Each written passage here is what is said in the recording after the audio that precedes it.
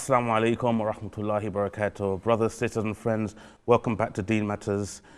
Tonight we're going to revisit a topic which most certainly has to be visited again, subhanAllah. Now last week in the news we heard that there were two teenage boys who were stabbed to death in the period of 2 days. And I know that if you had seen those headlines, you probably, like myself, would have been asking the question, were they Muslim? Because we are finding more and more now, brothers and sisters, that whenever there is crime of any type on the streets, whenever there's any mention of thug life, you can almost be certain, you can be guaranteed that somewhere in that gathering, there's going to be somebody of the name of Ahmed or Muhammad or Abdullah. And this is our reality, subhanAllah. So we're hearing about gang crimes, we're hearing about any different types of crimes, and you're always going to find that there's going to be Muslims on the streets. The Muslim names will be mentioned in there. Now, an example that I gave you a little while back, subhanAllah, is where sitting on the wall, there were a group of boys who were clearly thugs, right? They were young boys, and they were swearing, they were talking about types of crimes that they're engaged in. And subhanAllah, I was listening to this, and then as I started to get a bit closer, I could hear them saying, Wallahi, Wallahi, subhanAllah, and it really shocked me. But as you know, brothers and sisters, it really isn't such a shock. So we're going to discuss this tonight, inshallah. So with me today, I have two very special guests. So to my right, I have Muhammad Ali Hashim, who works for Thugz, one of those beloved charities, but he also does dawah and works with the youth. Assalamu alaikum, Muhammad. Wa alaikum assalam wa rahmatullahi wa barakatuh. And also we have brother Asif Deen, who is with Islamic Network, and he has some very important things his input is going to be amazing in today's show, because you know, brothers and sisters, we like to have solutions to the problems. And today, alhamdulillah, I can say that we have something in the works of having a solution. So assalamu alaikum, Asif. So what I wanted to do, brothers and sisters, today, first of all, it's a live show, as you know, the lines are open. So if you want to call in with any issues that you have, or any stories or anecdotes that you also might want to share, today is the time to do it, inshallah. I want to look at three kind of categories which we find is the three pulling factors for the youth into crimes and to thug life. So one, we're going to talk about the status. Two, we're going to talk about the buzz. And three, we're going to talk about the money. But before we go into that, Muhammad, assalamu alaikum, brother. So tell us a little bit about what you do and your involvement with the youth.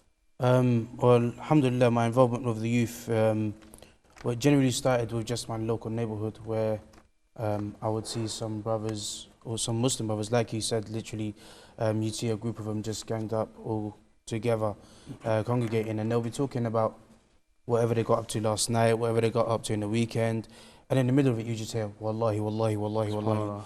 And it's like, sometimes you hear, you know, Qasme or Allah or all this kind of stuff, and it would hurt you. It would literally hurt your heart, and you want to do something about it. And I'm the kind of guy where I can't stay quiet with something like that. So I would approach them and I'd start talking to them, or at least I told them, listen, you want to carry on what you're doing? Here, just don't bring Allah into it. How do they respond to that? A lot of times, wallahi, they take it in. They take it in the sense that, you know, the reminder benefits the believers. Now these people, even though they're young, they still have that love for the deen. But one thing that I realized is sometimes they might have not been, not all they've told is halal and haram, do this, don't do that. But sometimes they haven't been shown to love, you know, the good, or to somewhat hate doing the bad, or do you know what I mean? They've just been told to stay away from that. But they haven't been told sometimes, you know, why they should stay away from it. They haven't been educated properly as to why they shouldn't be. As to why, or some of the faults, or even shown previous examples from people before them who fell into the same things, or like that kind of stuff. And alhamdulillah, through Islamic Network, through Muntada Youth, through a couple of organizations, where every now and then we will do some events or give some talks, or even dawah. Obviously we're going to come back to that in terms of like what's available, but I mean, obviously for now we're just going to address the problem.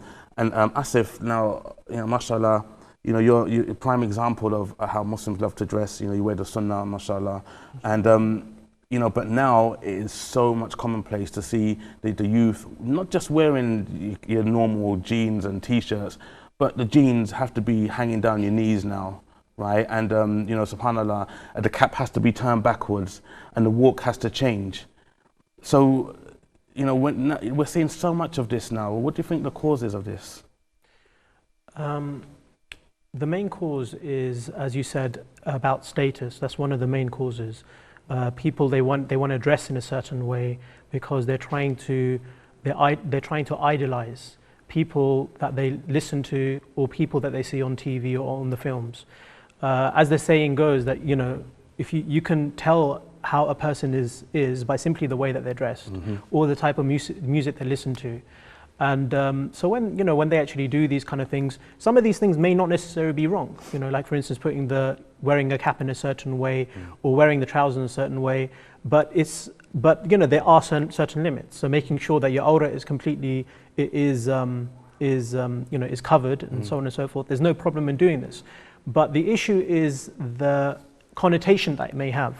The connotation is that they're trying to idolize people that they look up to, or the way that the attitude that they have, or the way that they walk. You know, Allah subhanahu wa ta'ala, I'm sure we are going to talk about the solutions later on, but Allah subhanahu wa ta'ala mentions these problems in the Quran. He tells us in the Quran, be careful in the way that you walk. Don't walk around proudly. So, you know, these matters or these problems have, you know, been addressed in the Quran. They've been addressed even at the time of the Prophet ﷺ. What we're talking about, gang warfare and gangs which are proliferating, and they're very rampant especially in London, where there's a 16-year-old that was killed just 2 days ago. These things were there at the time of the Prophet ﷺ, but they took on different names. So for instance, instead of gangs, we had tribes. And the tribes is all about territory and it's all about honor, to the extent that even the Khazraj and the Aus in Medina, they were fighting for a couple of centuries. Why? Because over something silly. That was one of their camels. They went and it trespassed in the other people's territory, and it ate. And it's like that. You know, it's like that amongst some of the youth today, where they have gangs, and someone is seen in one, you know, postcode or one zip code in America, and they start a war just based on that. And of course, that gets brought over here. I mean, so we've heard of the whole sort of postcode, you know, war. Have you come across that? You've even had a phase where it was the coloured bandanas, where people from the States had come to the UK, and then they started spreading out through there. So you'd had the blues, obviously. You know, some of the viewers that would know what they're called, you know, with the blues, the reds, the yellows, the black bandanas, all of that kind of stuff, the blues and the reds. And then it sent to a stage where you even had the blocks of flats, where the blocks had to be a certain colour, like, you know, the estate name, the logo, the post of the estate name had to be in the colour of the majority of those living in that block. And if you was from another gang or repped another colour, then you can't live on that block. I mean, look, Muhammad, mashallah, you're still sort of a quite a young age, right? So, you know, what was it like for you? Because the pull must have been there. I mean, I've known you for a few years now, I think, mashallah. The pull must have been strong for you. I mean, did it have you at any time? There was like anyone. Look, if you see someone, and it's not so much always the music videos or what you see on TV or those kind of things. Sometimes it's the people that you see in your own area.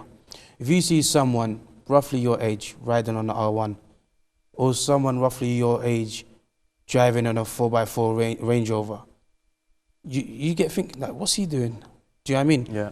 And then you see other guys who are younger getting brought in or making some form of money, and then you always have this, you know, we watch films and you know, the typical one, Scarface and all these kind of things that make you want to be like, hold on, there's money out there to be made, and you have this self-pity for yourself. And no one's helping me, I need to do something, and automatically you look up to those who are of the same area, same background or same neighborhood, who have made it, and you're like, what are you doing? And there's stories where, you know, they go for the vulnerable. There's a story of a guy, well, you know, they would go around primary schools or even secondary schools, mostly obviously secondary schools, where there's year 7s, year 8s or year 9s who their parents aren't coming to pick them up. And I have a friend of mine who told me, you know, it all started with just a bag of sweets. Because he was like in year 7, year 8, and a guy goes to him, do you want the bag of sweets? And then all you got to do is drop off this envelope. And then that's how it actually started. And then, you know, sooner or later they started realizing, and then he started from a bag of sweets to £5. The older they got, the more money they got, the more deliveries they started to make. You have kids who were going to secondary school. Before going to school, they would go to a house. You know, the books that were hard copy or get melted down, stuff get put in there. They go to school with all sorts of stuff on them. So you've seen all of this. Without even realizing. After school, they go to the different houses, drop off the books, and at the end, or envelopes, and at the end, they get their money. And they're young. Look, I mean, brothers and sisters, the thing is with this is that because it's become it's a trend, right?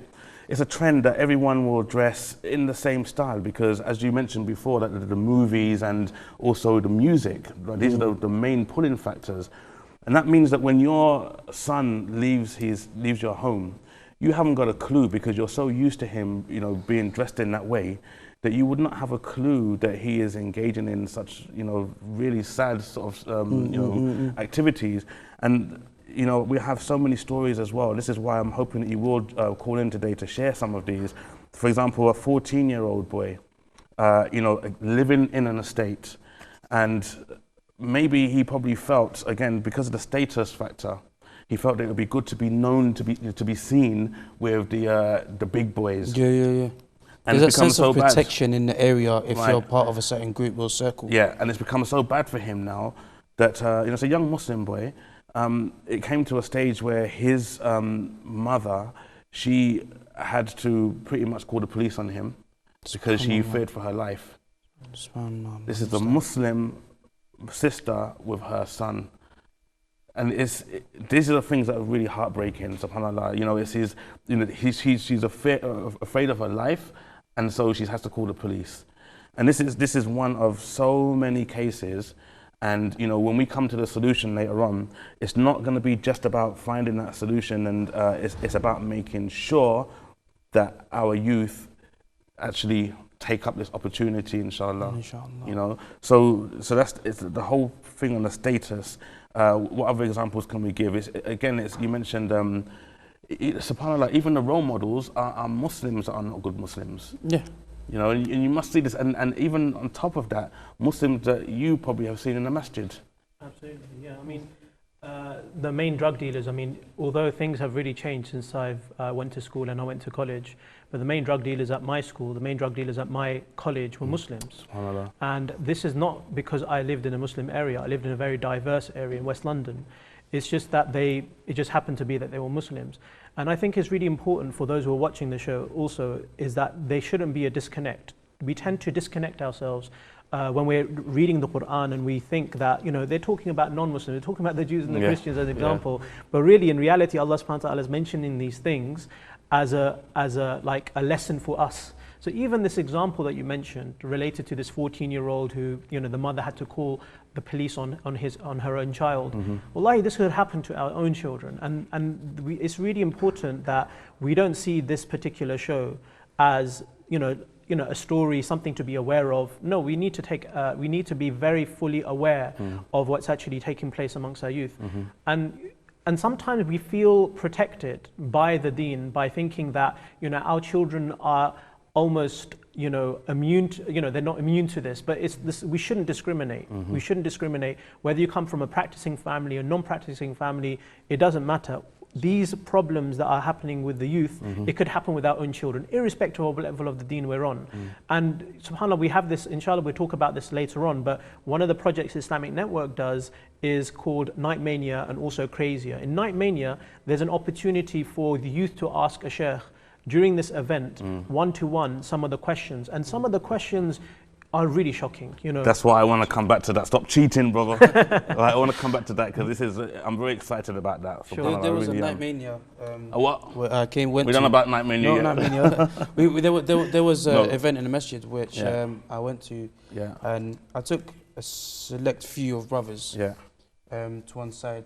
And I sat down and I spoke to them, as they say, on a level. I spoke to them quite direct on some certain topics, and you'd be surprised. This is our biggest challenge. Because they're actually practicing brothers who come to the masjid. And This they is what I'm knew, saying. and they This knew is who what the I'm saying. suppliers in the area were. Yeah. They knew them by name. They knew, and some of them, Allah understand. Yeah, and the thing is as well, it's not just you know, people sometimes, and I know it's a stereotype, right?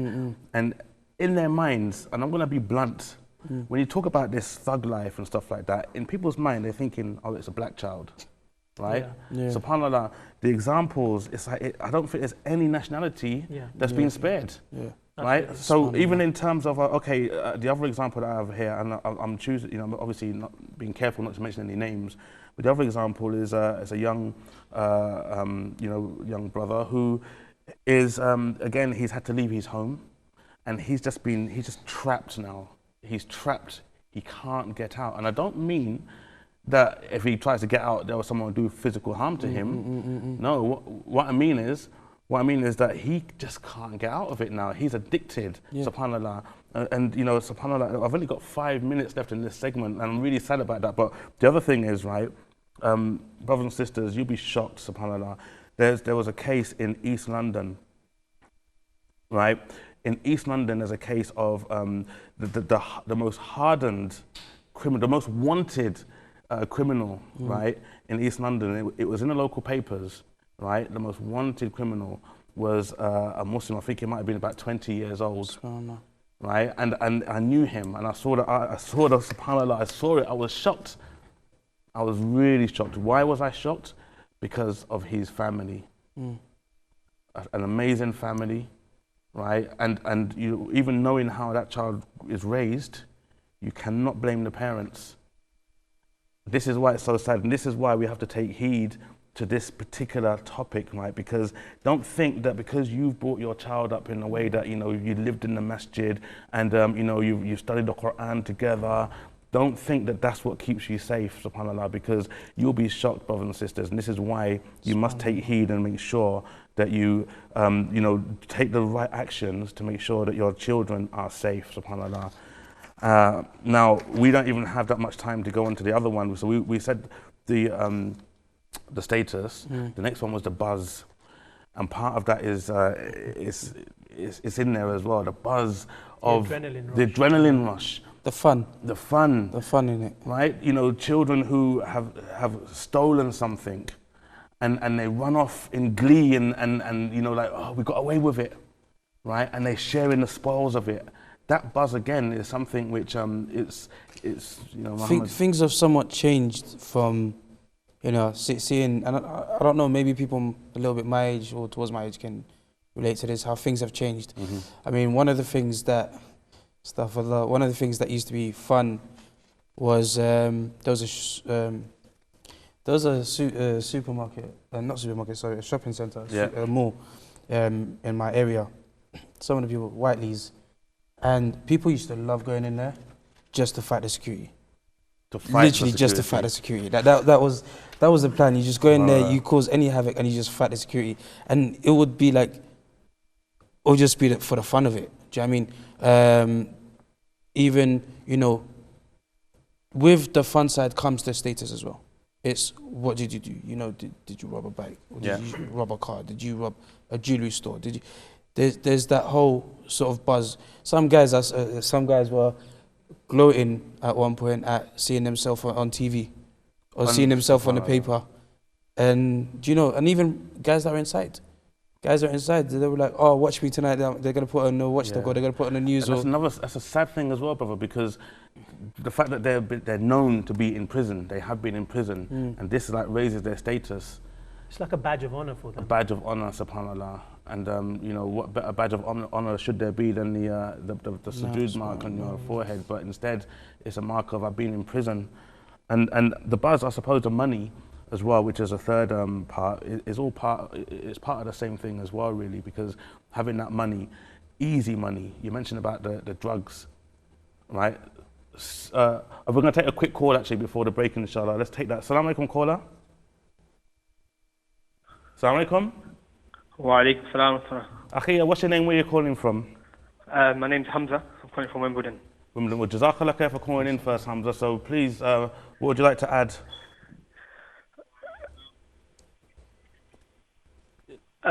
Yeah, so what I wanted to speak about actually, you were speaking about the buzz. Yes. And one of the things that's there with the buzz is that what I find is that some of the young people, they don't have a cause to their life. And I think when people are young, they need a cause, they need something to be part of, right? And I think there's a big lack of that. And I think a big lack of that comes from you could say the quote-unquote practicing people, or the people that have responsibilities within the masajid or the community. And the young, that buzz, or that, not that buzz, that cause to be part of something is not given to the young people. And it's very important that they have something like that. But there's a big void in that, because if you ask young people, what are you doing with your time? They have too much free time, unfortunately, and they don't have a passion, or they can't find a passion. Or you know what? If you speak to them and you tell them, "Oh, look, you should do this," or you get into this, they don't have that passion there. Yeah. And if you look into the media, or if you look into social media, or if you look into different types of marketing, the society gives different types of passion. And yeah, you don't want them. It's not positive. It's not good for them to. The same problems that happen within society can happen to the Muslim youth as well. They're not immune to that. Yeah. So we really need to, I think, focus into building a course for the young people that they can be part of and do something good with their time. I've got that buzz for the Deen will come. Yeah. The buzz itself isn't bad, but the buzz has to be in the right place. The right place, absolutely. I just want to quickly ask before you go, how old are you, Hamza? I'm 21. I know the brothers on okay, fantastic. Hamza, Jazakallah khair for that. Really, really appreciate it. We've got some key words here now, so we're going to address that afterwards. Just to touch one thing. Actually, we won't be able to do that just yet. We're going to watch a video now, brothers and sisters. This is where we get to the really good part of finding that solution. So please watch this, okay, and join us back after the break. Assalamu alaikum. In 2011, Islamic Network launched an exciting new program. How long's the break? Aimed at young Muslims between the age of 13 to 25 called Night Mania. Night Mania aims to connect young Muslims to the masjid and thereby connect them to the Deen. It is about making their community and religion accessible without being overbearing. Night Mania is designed as a fun-filled sleepover in the masjid, which also includes motivational speeches and a confidential one-to-one Q&A session with a young British Imam. What do I think about the Night Mania project? I think it's a very important community project. Reason being is that it brings the youth back to the masjid, simple as that. But I think the most important part of the whole Night Mania experience is the private Q&A. And I've seen that in the past as well when I interacted with youth, especially here in the West. Sometimes you can teach them what you think is right for them, but often it's the case that they actually have more specific questions and you can't reach them. So you need to have that opportunity to ask somebody who has studied, who can help. And this Night Mania project opens exactly that door. The activities are relentless and start with youth getting into teams and making human pyramids.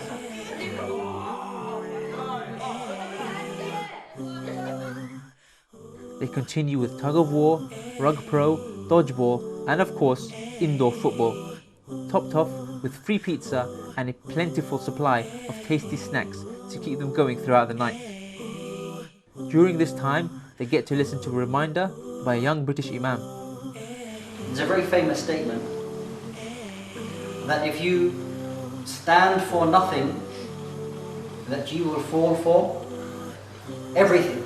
We try to ensure that the topics we cover are relevant to what they go through, such as identity and growing up as a Muslim. Being in the masjid allows the youth to also pray in congregation, which usually includes Maghrib, Isha, and later into the night, Fajr. We have heard of some amazing stories of lives being changed because of Night Mania. In Kent, we had a Night Mania. And alhamdulillah, the brother wasn't from the area, but he heard about the Night Mania. He came down to the Night Mania. And I spoke to the Sheikh who did the one-to-one Q&A. And the Sheikh said that in that one-to-one Q&A session, this brother came and this brother said, he asked the Sheikh, he said, look, every week I go clubbing but I don't commit zina, I don't drink alcohol, why is it haram? And over a 5 to 10 minute conversation, the Shaykh, that kid, he said at the end of it, he goes, Wallahi, I will never go clubbing again. Through your support, we have been able to run 30 night manias during the past 3 years, primarily in London and a few northern cities.